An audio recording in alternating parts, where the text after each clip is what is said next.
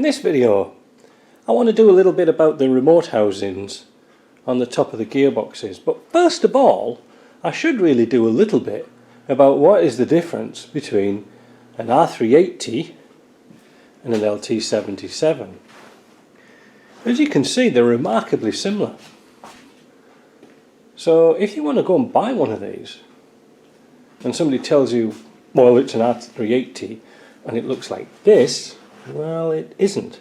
And sometimes you can't tell off the numbers because, you know, you need a book with all the different numbers in. Well, there's one or two telltale signs, and I'm going to show you so you can look at an LT77 when it's off like this, off the transfer case, and we can see the difference. Now, instantly you can see on the R380 there's a longer spline and there's a tapped hole in the end of the shaft, whereas the LT77 is shorter and it's got an external thread.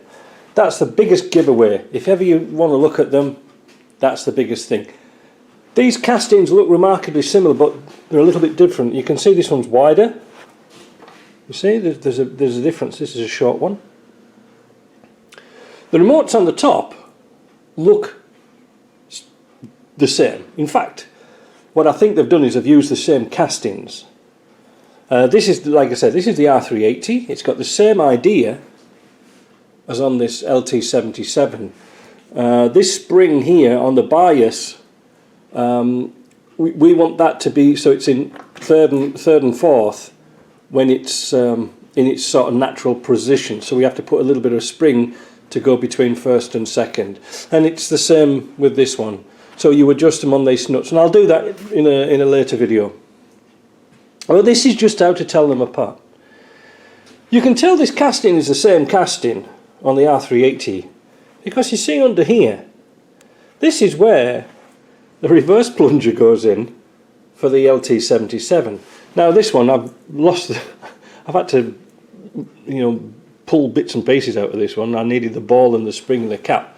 So this one's pretty useless, but it does to keep the dirt out and to test the gears. But that is a bit of a giveaway. So there, the casting hasn't been machined, and on the other side it's got a stop bolt and a stop nut and an adjuster bolt. And if you look at the other side of this one,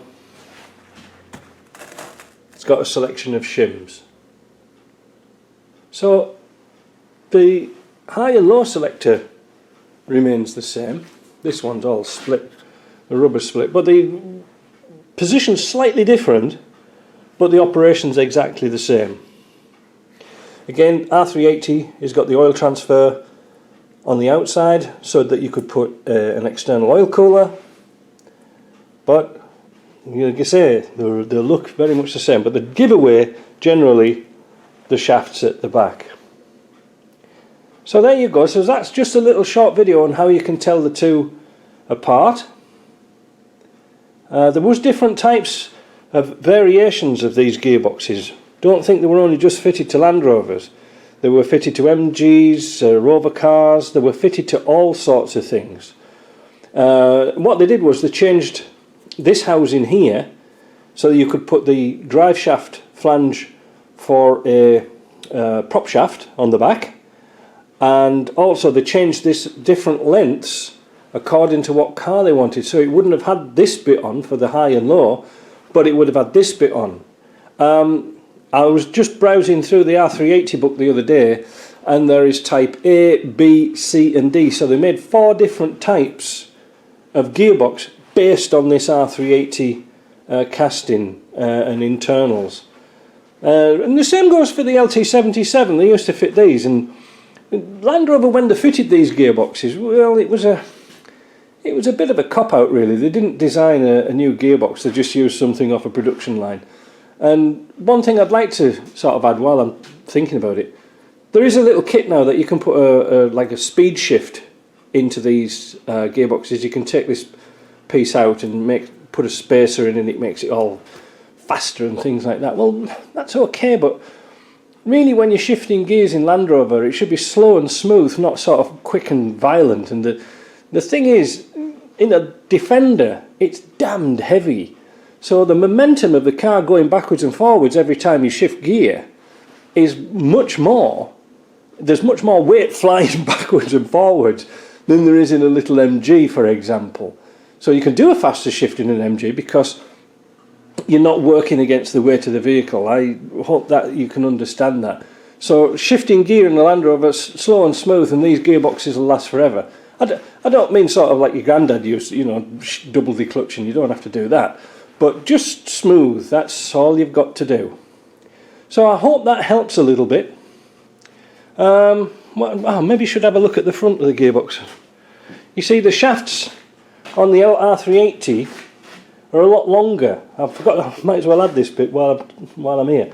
So the shafts are a lot longer, whereas on the LT77 they were a lot stubbier. And you can see I've already put the bell housing on here for the R380, and it was a lot longer than the LT77. They did a shorter bell housing for the R380 which was almost the same as the LT77,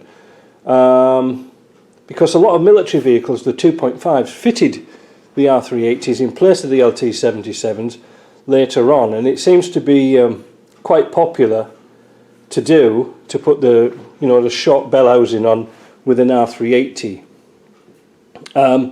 For us in Canada, just getting hold of the parts is a nightmare. Getting hold of the gearboxes is bad enough, but getting hold of adapters and things like that are very difficult. So again, pop to Ashcroft, they have loads of them, so that's the place to do it if you want to do that.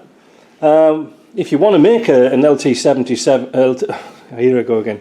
If you want to make an R380 into a short shaft, like this one, you can do it. You can buy the shafts, bell housing, but you've got to match the gears up inside because there were different number of gear teeth on the main shaft and the lay shaft. So just that's a little thing to look out for. But other than that, that's the difference.